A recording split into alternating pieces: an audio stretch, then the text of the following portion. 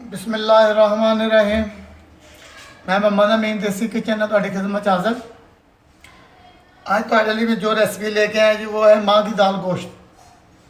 गोश्त दाल किस तरह बनता है, उसका बनाने का तरीक़ाकार की है कि ज़ाहिर है जी ईद आ रही है, ईद का मौसम है, तो दाल गोश्त बनाने का तरीका, उसमें क्या क्या चीज़ें डालती हैं और तरीक़ाकार क्या है, तो आए मैं आपको अभी बताता हूँ। तो ये मेरा एक छोटा सा किचन है जी, देसी किचन विद अमीन।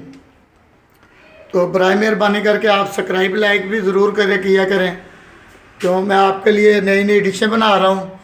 अभी पहले मैंने चांपें फ्राई, चांपें स्टीम, रान स्टीम, अभी ये चंद चीज़ें मैंने फेंकी हैं। तो अब नान, कीमे वाला नान वो बनाएंगे। अभी आपको मैं माँ की दाल गोश्त बनाना बता रहा हूँ। अच्छा, ये मेरे पास आधा किलो गोश्त है बीफ का। अच्छी तरीके से सबसे पहले इसे धो लें और दूसरी तरफ एक कुकर लगा लें। तो ये मेरे पास एक टमाटर है बड़ा सा 200 ग्राम, और थोड़ा सा लहसुन है, एक पाव प्याज है, तो एक गुठी अदरक की है, 3 से 4 अदद हरी मिर्च है, मिर्च 1 चम्मच है, हल्दी आधा चम्मच है, आधा चम्मच ज़ीरा पाउडर है, ये आधा चम्मच नमक है, और डेकोरेशन के लिए धनिया है, हरी मिर्च है। तो ये मेरे पास 1 पाव प्याज दाल है, या 1 पाव दाल है, मैंने ये भिगो दी है पानी में। इसके अभी 15 जितनी देर में गोश्त तैयार होना है, इसके जो छिलके हैं ये उतर जाएंगे। ये छिलके वाली दाल है, तो इसे अच्छे तरीके से धोना और बिल्कुल ये अभी ये साफ़ हो जाएगी। मैं आपको दिखाता हूँ। तो सबसे पहले क्या करना है, मैंने बिस्मिल्लाहिर्रहमान, ये पानी मैंने डाला हुआ है एक आधा लीटर के करीब, ये गोश्त डाल देना है। इसके साथ ही हमने ये लहसुन, अदरक, प्याज, टमाटर, ये सब कुछ डाल देना इसके साथ। और ये मेरे पास जो मसाले हैं, धनिया पाउडर है, हल्दी है, मिर्च है, नमक है, ये भी हमने डाल देना है। तो इसे आप अच्छी तरीके से ज़रा हल कर लें। तो 10 मिनट के लिए आपने अभी सीटी लगानी है। अभी मैं 10 मिनट के लिए सीटी लगा देता हूँ, उसके बाद उतनी देर में मैं वो दाल जो है उसे साफ़ कर लेता हूँ। अच्छा, कम से कम इसे 15 से 20 मिनट हो गए हैं, तो मैं आग बंद कर देता हूँ। अब ये मैं कुकर उतार लेता हूँ। कुकर उतारने का बहुत सौखा तरीका जी, आप कुकर को ऐसे पकड़ें और सिंक के नीचे ले जाएं। आपका जो असर जायका होगा वो इसके अंदर रहेगा, ख़त्म नहीं होगा।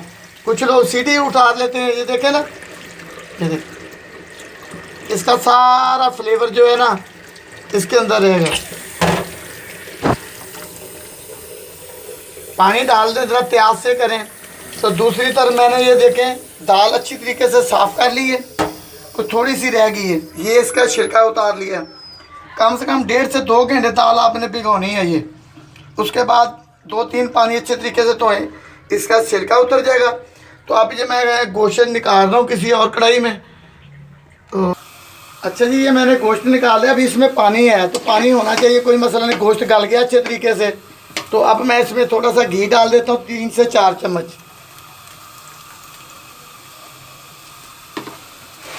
इसकी हल्की सी भुनाई कर लें। उसके बाद ये मेरे पास जो दाल है वो दाल हमने इसके अंदर डालनी है। तो लून मिर्च आप चेक कर लें, बहुत अच्छा फ्लेवर बनता है, बहुत अच्छा जायका है इसका। हर टाइम गोश्त तो खाया नहीं जाता, ये दाल गोश्त की रेसिपी है, तो आप बनाएं, खाएं, इस्तेमाल करें और मुझे दुआओं में याद रखिएगा। तो अभी मैं इसमें दाल पे डाल रहा हूँ। अच्छा, इसको उबाला आ गया, ये मेरे पास दाल है। अभी भी कुछ दाने अभी साफ़ नहीं हुए, उसके ऊपर छिलका है, वो कोई मसला नहीं। वैसे भी ये ठंडी होती दाल, इसमें अदरक लहसुन लाजमी डालिएगा, तो बादी होती है। अब हम इसे कम से कम 10 से 15 मिनट दम पे लगा देंगे। इस पानी में ये अपने आप हो जाएगी। 10 से 15 मिनट लगेंगे और दम पे। अच्छा जी, ये देखिए, ये मैंने दम लगा दिया। चाहे आप कुकर में भी पका सकते हो, हांडी में पका सकते हो। दरअसल मैं ज़्यादा काम ही तो इस कढ़ाई में कर रहा हूँ, तो आप कढ़ाई में कर लें, कुकर में भी कर सकते हैं। अभी 10 से 15 मिनट लगते हैं, तो फिर मैं अभी इसे निकाल लेता हूँ, आपको दिखाता हूँ। अच्छा जी, ये हमारे 5 से 10 मिनट हो गए हैं। अब मैंने क्या करना है, ये मेरे पास आधा चम्मच मैंने ये गरम मसाले का डाल देना है।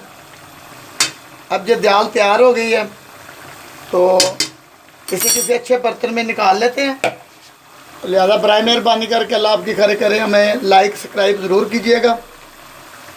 ये बीफ है, दाल गोश्त, तो चने की दाल में भी डाल सकते हो आप, किसी दाल में भी डाल सकते हो, चिकन डाल सकते हो, मुर्गा डाल सकते हो। हाँ, तो बहुत मेहरबानी जी, लाइक सब्सक्राइब ज़रूर कीजिएगा और टल्ली का बटन दबा दिएगा। अल्लाह हाफ़िज़।